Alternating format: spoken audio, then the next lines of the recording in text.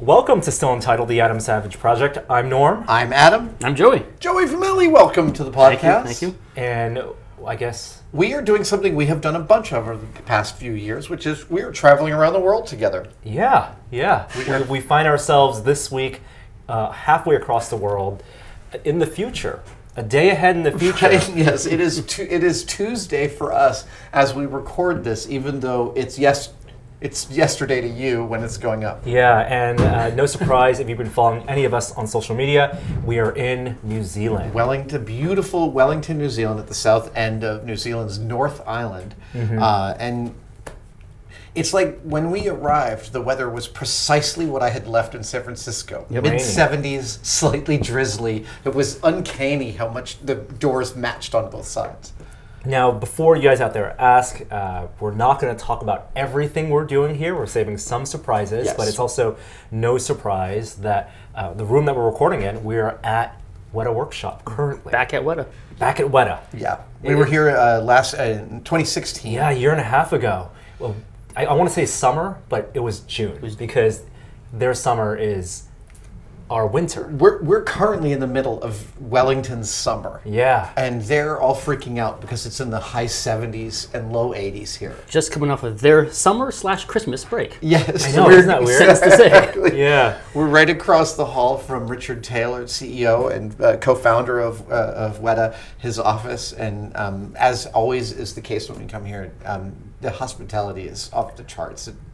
We feel like family, and as you said, distant cousins visiting after a long absence. We're lucky. It's twice removed, right? So last time we were here, we shot a bunch of pieces. We covered some of the production that they had been doing at that point, Ghost in the Shell. Yep. And they are definitely in production on some films here, which we'll be touching on. But we before we jump into any of that, we had a week. What a weekend! We had a good weekend. You guys arrived last week to do some pre-pro for what we're working on this week. But I pulled up on Friday, and we on Sunday we went out to an airfield about an hour and a half north of Wellington, and we got to fly in the back of with some World War I airplanes that are hand built to perfect specifications of the originals by Peter Jackson's airplane company. Yeah. I got to fly Let that sink in. and be chased by World War I airplanes. That was that was the most mind-blowing thing. So I knew that Peter has been a World War I and airplane fanatic, and he has started and been building these planes and collecting them and restoring them for years. And he said, next time you come, let me know, and we'll set up some flights. And so they did, and I took off. I was the first one to fly. I didn't know about the second plane, but about 5 minutes into my flight, this triplane German Fokker comes in, and we're like dogfighting, and we get to really feel from the back gunner's position on the plane. What was the plane? It's a British RE-8, RE-8. Which was a reconnaissance plane in World War I. This is, aerial combat in World War I was its unique thing because it's mostly trench warfare. Yeah. They definitely flew these to take pictures. And this plane that we were sitting in, we didn't actually fly it ourselves. No. We were all passengers they were every time. Very experienced pilots piloting these. But this plane was, correct me if I'm wrong, built from the ground up to the specifications, and the only currently flying one of this model. So the back seat, which is a beautiful seat. Again, every last thing in this plane is built perfectly to the specs of the 1,000 blueprints that were developed in Britain in 1916, 1915 to make this thing. And every bit of it is like a jewel of plywood and hardwood and cables and canvas. And Yeah, using all the same, what was like Irish nylon bodies, silver to protect it from UV. But yeah, you were saying you had that little camera target, right? This Yes. plane was specifically for taking photos. Yes, of German trenches. Yeah, German trenches. The pilot would look over the left and have basically two sights that he would line up. Those sites were not for the photography. Those were bombing sites. Those are bombing sites. They were bombing. They were Okay. bombing Oh, sites. wow. And then I double checked that because I noticed it right away. No, that's for bombing. And the rear seat, which we were in, had a non-functioning but articulating model of a machine gun. Yeah. That we could actually manipulate and it was maneuver. built at Weta. Yep. It was good and sturdy. Looked really real. Yeah, the trigger did not work, but when you're in there, we were encouraged to see if we could stand up and point at the pilot chasing us. So here's the thing: is the moment the triplane showed up and I saw it, I realized, oh my God, Peter's amazing. He's incredible. He set this up so we get to see what it feels like to be up in the air with two enemy planes working against each other. And then I thought, oh right, to fully play along, I should grab this fake gun and point it and I couldn't. It is against, I've been so heavily trained in firearms safety that it was against my nature to point even this toy gun at another plane in the sky. You know what's funny is I've used like a Bolex camera, which looks kind of like a gun, right? And I had that same feeling when I was shooting images. I'm like, well, this doesn't feel right. Like I'm pointing something at somebody. Have you ever seen the Bolex rifle shoulder mount? No. Oh, there is one. It's a total... Oh, yeah, no, it's Vietnam era. It's literally, it looks for like filming. Totally. Wow. So from our viewpoint on the ground, you took off, and then they get that other plane rolling, and I go, what's going on? And Peter says, oh, he's going to go chase him. I'm like, haha, funny. Like... No, we really did. And then we see him go up in the clouds and then just come drop down on you, which was amazing to watch. So it also really brings home, and I just finished Hugh Sebag Montefiore's book on the Somme battle of World War I called Into the Breach, which is riveting and like every other book about World War I, horrifying. But it really brings it home how primitive. The airplane was less than like 12 years old when World War I is happening. And this is a brand new technology, and you're in these things made of wood and paper, it feels like. Yeah. And when you see how close the German plane can get, you're like, how did anybody survive this? What was Peter saying, like 5 hours you get to spend with the plane to, right. 5 hours learn of how to training fly, and then you're out. Yeah. And most of the people on the Stop with Campbell, like higher percentage of the pilots crashed and from the training than from battle. And I guess if you make it through the training, you're going to be competent enough to fly in battle, but you're at a higher risk of dying from the training than you did in the actual battle itself. And these are teenagers. Yeah. Rich, totally terrifying when you consider also how young they were. Last time I was here, I mentioned to Peter that my grandfather had flown in World War I, and that I had recently been given his flight diary. Peter was very excited because he collects all this stuff. So I scanned my grandfather's whole flight log and sent it to Peter. And Peter was able to find reference to my grandfather, Joe Savage, and some other records. He looked through the flight log and told me, your grandfather trained extensively in France in 1918, but never saw action.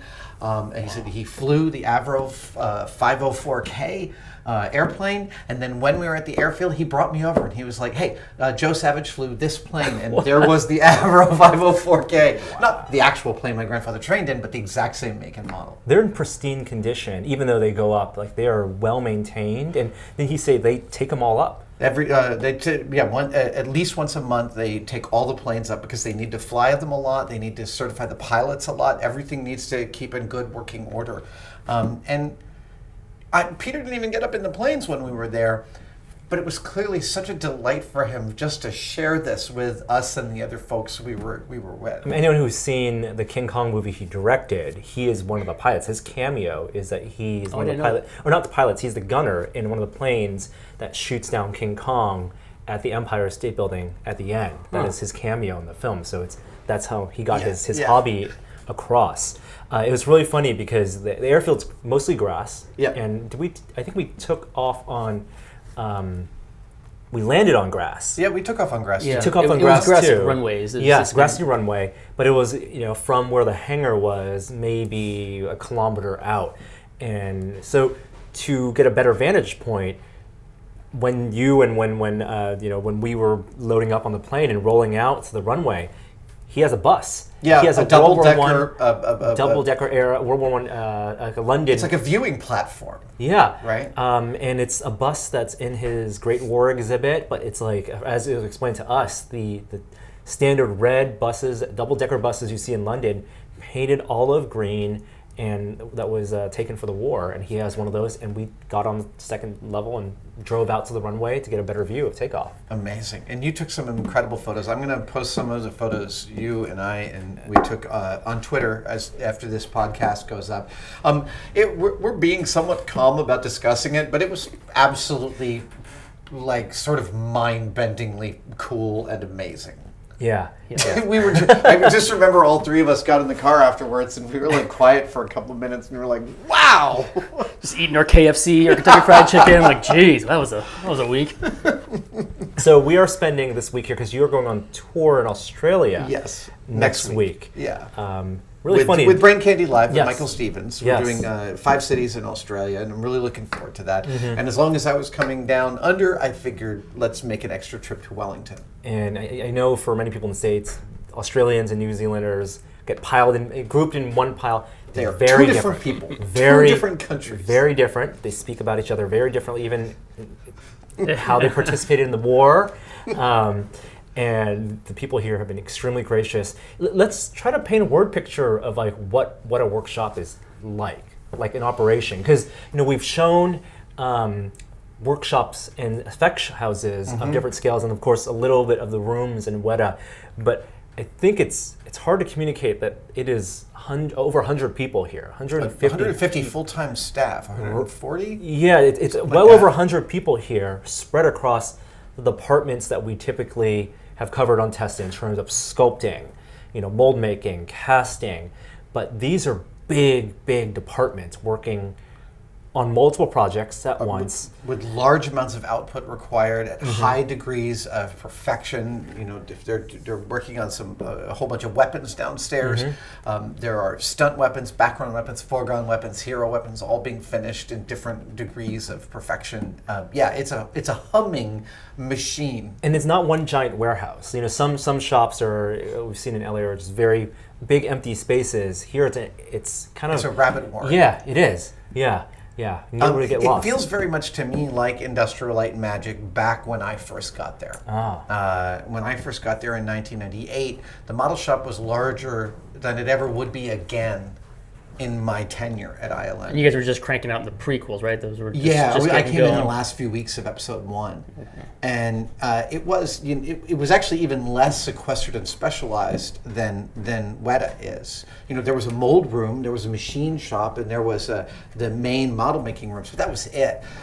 Here, Weta has spent so much time specializing in different departments. They have a sword master, they have armorers. Each of these places requires its own support.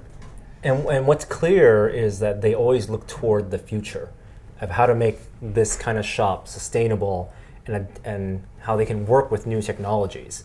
Because there's a lot of hand sculpting here, but that works alongside the digital sculpting. It's not like now that we have digital sculptors. It seems like the leadership here is really good on thinking that way, thinking forward while maintaining an artist's environment that's kind of this utopia almost. Well, and we're only talking about Weta Workshop right now, not Weta Digital, which is a whole other department of hundreds of people also here in Wellington. Right. And they work hand in glove lots of the time, but they're 2 separate entities. So we're talking about the physical production plant at Weta. And Richard Taylor, we talked to him a lot this weekend about the philosophy of running a large shop and keeping people employed and what are the important aspects of that. And it's clear that from the top on down, this is a family. Yeah, totally. And what was it that they've been running this shop for over 20 years now? It's how many families have come out of this shop. That was great. Richard said, he's like, he views it not how much profit or many movies they've run through, but how many babies have been born. It's over 80. Wow. How many mortgages people have been able to buy from the work that they're doing. I mean, those are the right things to be concentrating on. It's something that barely exists anymore, at least in the States where I'm, Los Angeles, California. And they're also one of the few shops that document everything meticulously. If you follow their YouTube channel, they have these special effects pieces. It's great fun to watch the ones they've done on the work on Blade Runner, the bigatures for that, and the costumes they did most recently, Thor Ragnarok. There was a piece on that, but they have a photo studio and a video team here that are constantly archiving full-time, the work. And in addition to the documenting is also part of the fact that Richard like many of our favorite people, is a high-functioning hoarder. They don't throw anything out. So we're working on this thing for our project here this week, and like we needed a horn, like a devil horn, but not quite a devil horn. And they have bins full of them from movies going back decades, of all different kinds. So they don't throw anything out. So they have this tremendous library to draw from in order to work on these projects. And the walls here it really is like a place of creativity. Overwhelming. Like just line with, it feels like the whole thing is like a version of the cave, right? Like where you have workshop and creative space, and except that sprawling in like a rabbit hole. It's kind of breathtaking. Also, just overall, Wellington is a magnificently beautiful city. I really, really love it here. This is my third time staying here. It's the longest time I'll have been here. We're staying for 10 days, you guys for 12 days. And I just feel so at home here. Yeah, I want to spend more time coming through here and driving around. I mean, this is the first time we see it in the sun, which is right. It's been sunny for the last couple of days. We're hopefully going to be able to visit an exhibit you didn't get to see last time, Te Papa, which is one of their museums here, national museums, and there's an exhibit called The Scale of Our War. Which we saw one piece of here in the shop last time we were here in 2016, but I still haven't seen the full-size exhibit, and I cannot wait. Yeah. I'm really looking forward to that. It's intense. I mean, the artistry there is amazing, but the actual emotional intensity of it is insane. Good. It's great. I'm in. I think something that they get across is how they tell a story through exhibit space, right? And they're all storytellers here, and so it's not just the centerpieces, which if you haven't heard of it, you can Google it. It's these literally larger than life. I want to say 4 times bigger than human size, or maybe bigger than that, right? No, less than that. I think it's. I can't call it up. Many scale larger than human size dioramas. You might be right that it's 4 times sense. But it's not just those centerpieces; it's also the accompanying storytelling. Yeah, those are kind of nodes. Like if you think of it as this pathway of like the story, and then this central node or beat or pivot point, to where you now enter a new part of this World War I story, and it's. Well, and that's that's sort of the subject of what we're doing here this week. This entire place, Weta Digital, Peter, Richard, this is an engine for storytelling, an engine for making movies, making television shows, making props and pieces and costumes, making exhibits. They make exhibits that they take all over the world. They work with our friend Greg Broadmoor on the Dr. Grodbort's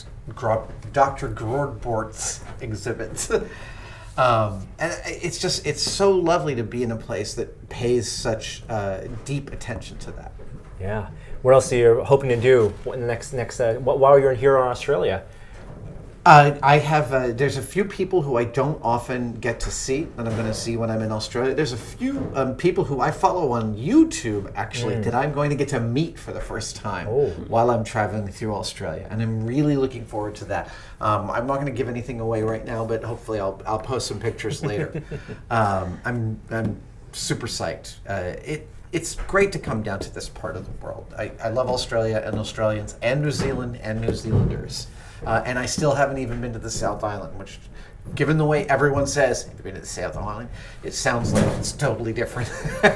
Wow, they just opened the ceiling. They're undergoing some little bit of construction here, so we're going to have some skylights being lifted up, but yeah. Well, that's just open sky above us, isn't it? Yeah, there we go.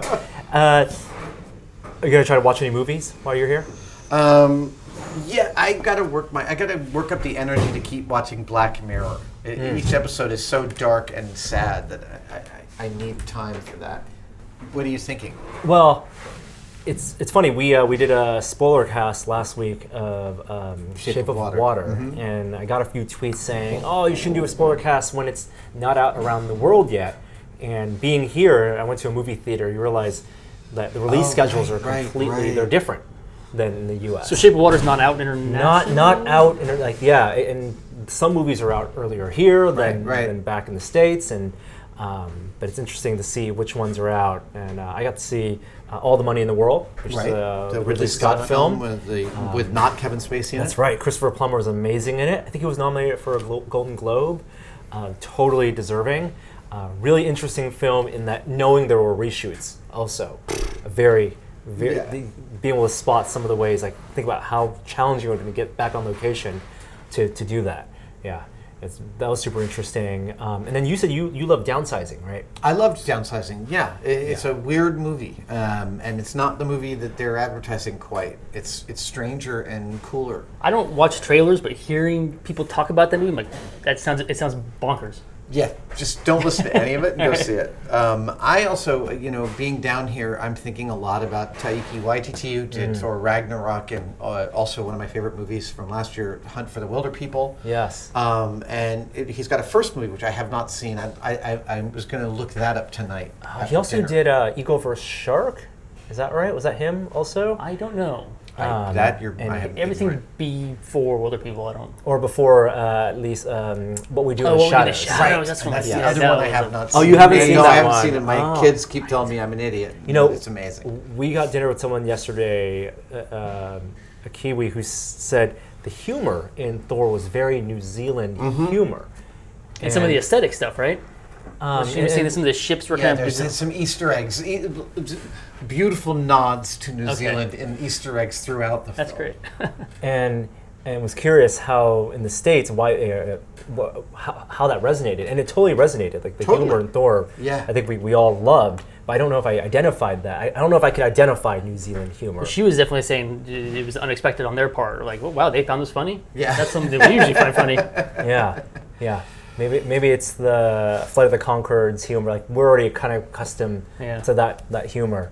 Yeah, but the film industry here has its own personality. Yeah, and we're knee deep in it right now. And it's great that I love how well received Thor Ragnarok is, because we need more weird tangents to our movie industry. We better and newer, stranger voices always make the debate more interesting. It's just a net good for everybody. Joe, are you going to do anything in the week while we're here? Anything? I've been running every day. I run everywhere. Usually, I bring some jogging shoes and that's how I see places. But I'm trying to surf.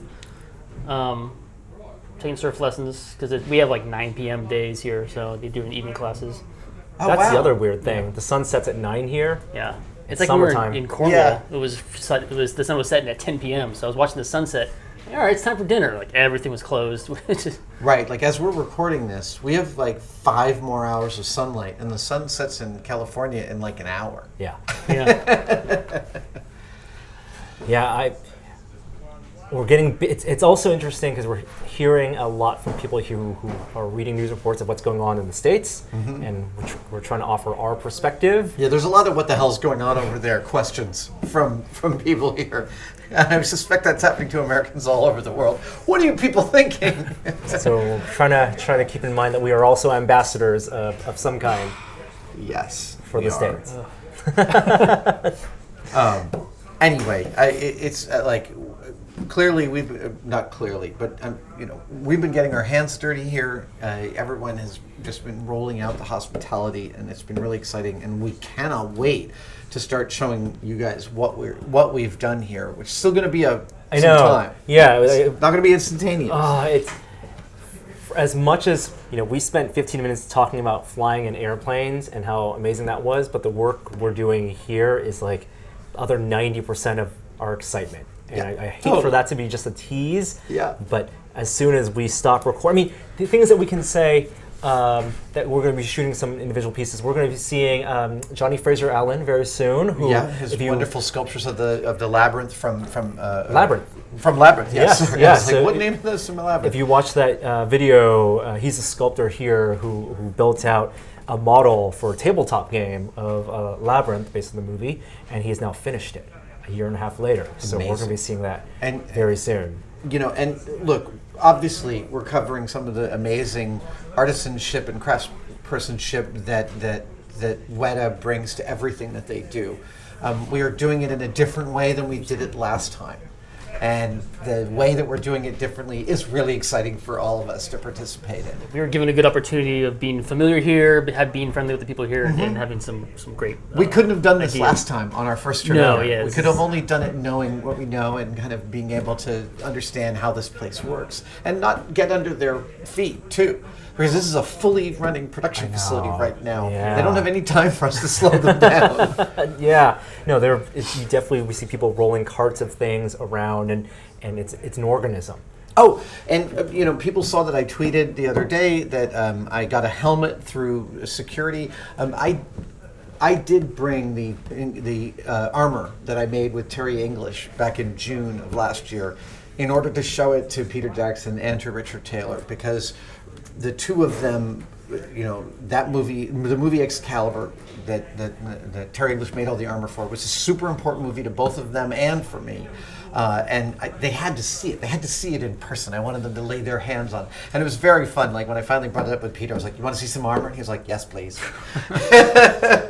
But you guys can speak it in language and Peter familiarity. owns at least 3 suits of Terry's armor already. So Right. we were able to talk about comparison things and original production details and details of the suit that he made with me. And he brings the filmmaker's perspective when he watches that film, and having a empathy for Borman's production and how influential that was. I was in Peter Lyon's sword shop yesterday, showing him Terry's armor and talking about it. He has a different perspective on it. He was a jouster. I didn't know that Peter Lyon Yeah, was I heard a jouster.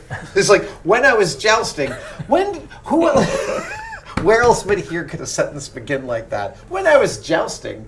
Yeah, I wouldn't want to go up against him. It's deeply great to be able to share this craftspersonship with these folks. We're all we're all adept at letting our freak flag fly. It's lovely to compare the various passions that we have.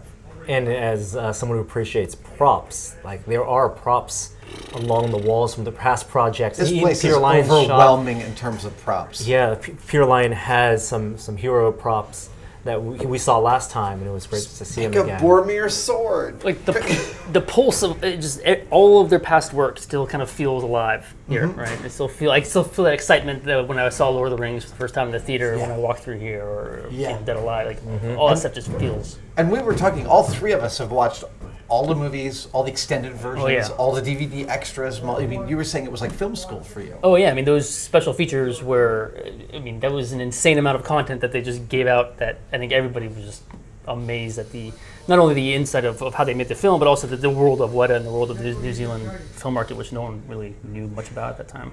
And at the risk of sounding like I'm over, at the risk of being too glowing, I will say I cannot believe how much Richard Taylor, as CEO and co-founder of this company, gets done, and yet how calm and sweet he is every time we talk with him, deal with them, dine with them, hang out with him. It's this bizarre dichotomy, because he's directly responsible for hundreds of people working full time, and he travels all over the world all year round, and still this place feels like a great family, as I said before. Yeah, so hopefully you won't have to wait too long Not before too long. you start seeing some of the pieces we're shooting here. We may hope to get one more podcast here before you get on tour. Yep. But all we can say is stay tuned. Stay tuned. And follow us follow you on social media for some pictures. And we trust that what we do here will be on YouTube, but it will also be part of Tested Premium content. There'll be a little bit of both. Yep. Awesome. Make sure we take care of everybody. All right, we'll see you next time. Thanks, guys.